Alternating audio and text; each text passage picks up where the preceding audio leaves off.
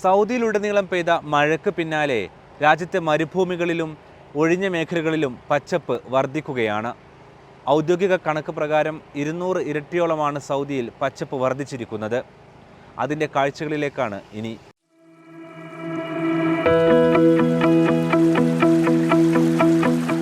ആളിയെത്തുന്ന ഒരു വെയിൽക്കാലം കൂടി സൗദി അറേബ്യയിൽ അവസാനിക്കുകയാണ്.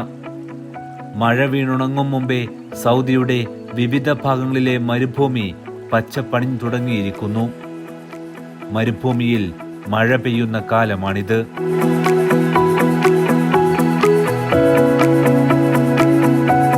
ചൂടേറ്റുവാങ്ങി ജീവിക്കാനായി അറബികൾ പഠിക്കും മുമ്പ്, സഹസ്രാബ്ദങ്ങൾക്ക് മുമ്പ് പച്ചപ്പായിരുന്നു പോലും ഈ പ്രദേശങ്ങൾ. പലതും പതിയെ ഉണങ്ങി. അതോടെ ജനങ്ങൾ ജലമുള്ള ഇടങ്ങൾ തേടിപ്പോയി. അങ്ങനെ ഉണങ്ങിപ്പോയതാണ് മനുഷ്യകുലത്തോളം പഴക്കമുള്ള സൗദിയുടെ പല ഭാഗങ്ങളും.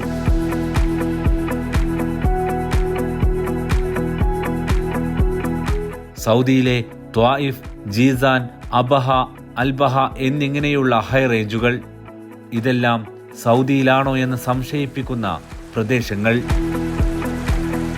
ഈ മേഖലയോരോന്നും മഴയ്ക്ക് പിന്നാലെ കൂടുതൽ പച്ചപ്പണിയുകയാണ്. അസീർ പ്രവിശ്യയുടെ താഴ്വരകളിൽ ഇത് ആടുകൾ മേയാനിഷ്ടപ്പെടുന്ന കാലമാണ്.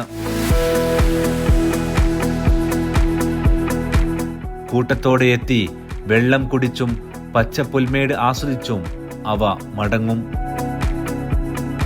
ഇനിയുള്ള 3 മാസക്കാലം ഈ കാഴ്ചകൾ സൗദിയുടെ ഓരോ ഗ്രാമങ്ങളിലും കാണാം. കുന്ന് കയറിയാൽ അൽബഹയും അബഹയും എത്താം. ഇവിടെ ഇടയ്ക്കിടെ മഴ പെയ്യും. വെള്ളം പൊട്ടിച്ചാടി കുന്നിൽ നിന്നും താഴേക്ക് പാറും.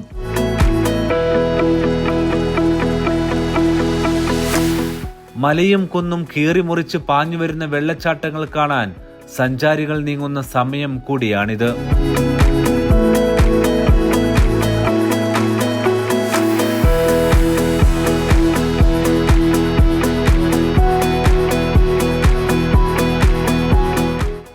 മഴ തുടരുന്നതോടെ തൂവെള്ള നിറമാകും ഓരോ വെള്ളച്ചാട്ടങ്ങളും.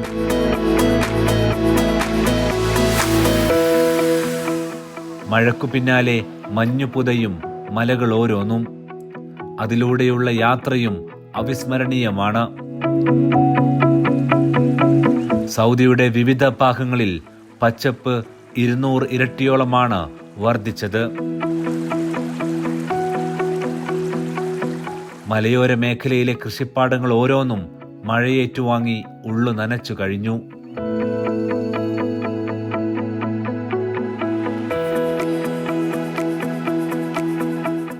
മഴവില്ലും കോടയും മഴയും തണുപ്പും സൗദിയുടെ മരുഭൂമിയും മേടുകളും നനച്ചു നിർത്തുകയാണ്.